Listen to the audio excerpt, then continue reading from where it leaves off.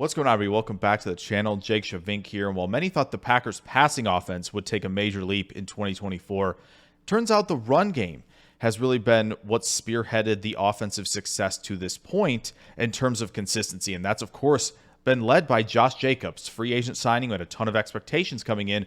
Would he be the 2022 version of himself? Would he be the 2023 version? I think it's safe to say he's been, at the very least, close to his 2022 self. When you look at the advanced stats amongst running backs, 8th in the league in rush yards over expectation per attempt, 6th in the league in terms of yards after contact per attempt. He's leading the league in terms of yardage and rush yards over expectation between the tackles, and he's 4th in the league in terms of yardage and rush yards over expectation to the strong side of the play. Per PFF, he's tied for 7th with 34 missed tackles forced amongst running backs, has 40 first downs.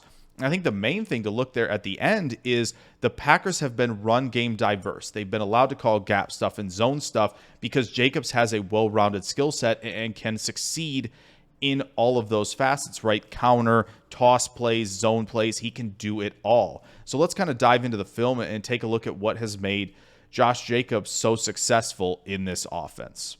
So what do you see on film from Josh Jacobs? Well, I think you see what happens when a quality 3-down running back with the vision, the processing, the creation skill set does when it's meshed with a really, really good scheme. So here against Philly, what you're going to see, big gap's going to open up to the right. Jacobs is going to read the second-level defender. Once Bond cheats over here, he's going to be able to adjust quickly on the fly and make an impressive cut to create so much yardage there past the second level. And that processing skill set is massive. And here, again, press the line of scrimmage, which he does really well. Use that quickness to bounce it out when he doesn't see leverage. And then he quickly identifies that there's going to be leverage pushing him back to the inside, and he's going to take that. Really nice vision, really nice processing. And that vision and processing is part of what he can do to create yardage for himself. And it's a very underrated skill because we talk about the quicks and we talk about the contact balance. And all of that is good, but when you have a fast mind that's processing what's going on in front of you, that's a really great asset to have. And here against the Rams is a really good example of it, where he's pressing the line to this direction, right? His shoulders are square over here. So this linebacker looks like, okay, he's trying to run behind the pulling guard. Instead, he's trying to get the linebacker to move in, get sucked up by Ben Sims here, and get to the point where he is engaged and blocked to where now Jacobs has this big crease to attack up the field and gets a nice run out of it. Now here, again, scheme design, love what LaFleur did against the Colts, but you see Jacobs reading this play out, right? He's going to follow guys. He'll take what's given to him unless he can find a lane to attack to the outside, which he does here, reads the leverage of that linebacker crashing downhill, and he's able to create, 7-8 yards on the fly. And part of it is again, when you watch Jacobs play, he stays square with his shoulders, and he's got the quicks to get into a gap late. Here, a great example. Reads what's happening at the second level with the linebacker, jumps into the gap, and creates yardage for himself. He did this on several occasions against the Cardinals, and you see it again here. Right? Recognizes linebackers here. Jordan Morgan's going to get to the linebacker. I'll be able to quickly jump a gap over and get a significant amount of yardage. And at times, when he presses the line of scrimmage like this and stays patient, sometimes things are going to be blocked up and there's going to be an absence of a lane to attack on the inside. So that's where he's able to bounce this run to the outside, also use that contact balance, and get to the edge to make a big play happen when there's nothing in front of him in terms of getting downhill. Now, you also see impressive patience here where, okay, I need to wait for Kraft to get into his spot to block so that I can create for myself. Lane opens up, great recognition of it, and he's able to attack downhill, which he does very, very well. Same thing here. Wait for this block to get in position so I can attack downhill in a hurry. Against Jacksonville, a really good one here where you watch him kind of start to stagger the feet, and he's kind of not slowing himself down, but he's staying square, and he's using these steps to stay patient and wait for a gap to open up like it does there. So you see that really, really impressive patience. Now, how about in zone running? Jacobs does a really nice job of following, but also recognizing when cutback lanes are available to him. Couple of defenders to the outside. Okay, I'm going to bounce this run back inside and take what I can get. Same thing here where linebacker looks like he's going to be in this gap. I'm recognizing now that there's a ton of open space to the backside of this play. I'm going to take what's given to me, run behind my pads, fall forward, get whatever yardage I can get. Here against Jacksonville is the same thing, right? Where he's saying, okay, linebacker might be able to basically hold off this gap downhill. I'm going to cut this back, stay tight to my offensive line, which is another really underrated trait here from Jacobs, making this more difficult for the linebacker. When you stay tight, it's tougher for these guys to make plays, able to bounce off a couple tacklers, and you see him be able to create something out of nothing. Here again, find the cutback lane quickly when it's there and get downhill in a hurry, right? He still has some acceleration to his game that I think is probably a little bit underrated at this point. And also don't forget about what Jacobs can do when he can cut, right? When you see him make cuts like this in the open field, right, that dead leg cut that is really, really effective and has been for him in his career, where, yeah, I can just make defensive backs miss with that cut in space because he still has that to his name. Now, how about this is also another part of playing running back that's big, and Jacobs does at a high level, create something out of nothing, right? Milton Williams is in the backfield.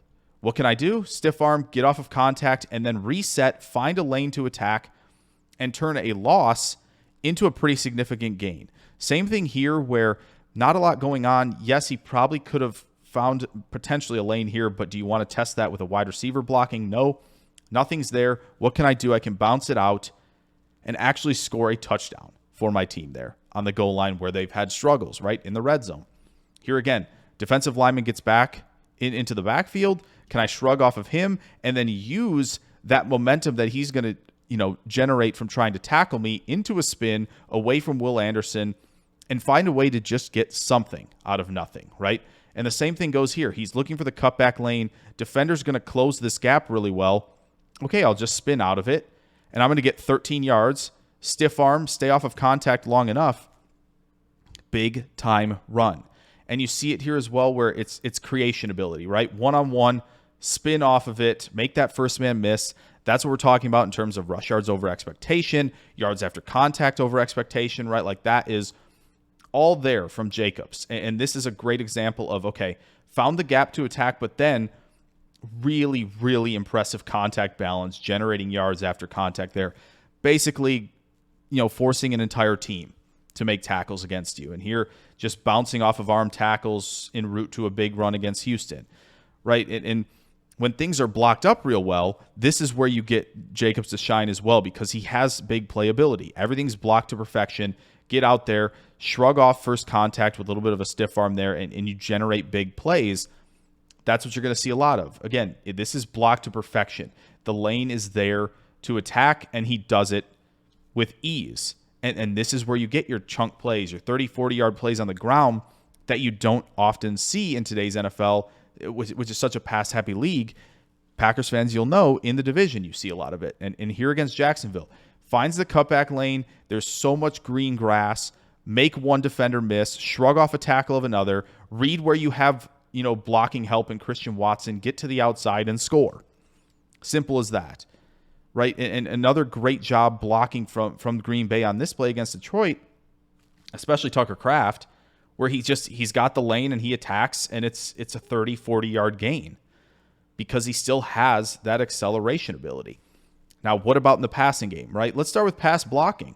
Jacobs has done a pretty strong job this year in terms of pass blocking. That's what makes him a good three-down back. You have to have a guy who's able to pick up blitzes, understand what his assignment is in protection. And how about passing off a little stunt here with Rasheed Walker? Like, that's really, really good stuff for a running back.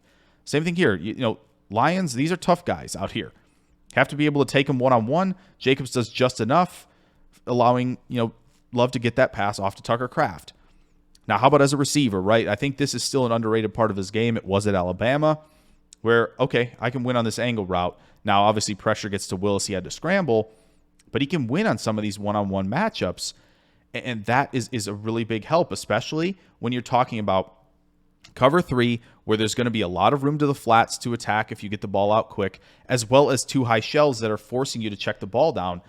And when you're in that scenario, right, having a guy who can do this, make the first man miss, that's going to generate, a pretty substantial play in terms of throwing the ball to the running back, which, again, you want to create explosive plays. But if teams are going to make you march down the field, it's nice to have a guy you can check the ball down to who can get you, 10, 13 yards. And this is what happened against Chicago, where they're in a cover 3 a lot, where, Steve Sarkisian talks about this. When you have a good receiving back, cover 3 becomes much easier to attack because he can make one guy miss. He's available in the flat, and he's off to the races, and this is what Green Bay did at a high level.